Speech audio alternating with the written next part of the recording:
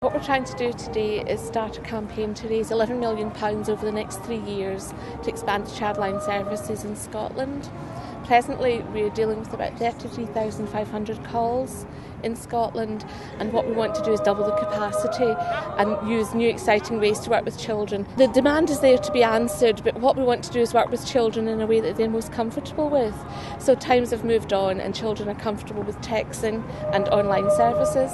I was very fortunate. ChildLine and NSPC Scotland called me a couple of weeks ago and just asked if I would like to come along and support the opening of the new call centre in Edinburgh, which of course I jumped at the chance. I've worked with the NSPCC before, but it had been down south.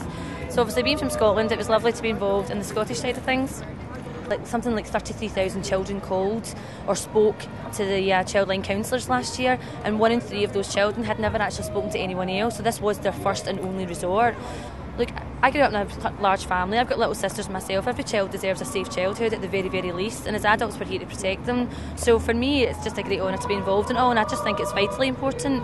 You know, I mean, I was speaking to the guys yesterday, they've got to raise something like £11 million over the next 3 years. I mean, that's a phenomenal amount of money with no funding. You know, so we're here today on the streets of Edinburgh hoping that people will, you know, take on board that it costs so much money to run these call centres and hopefully donate and keep it going. What we're trying to do is double our capacity to ensure that no child is left unanswered.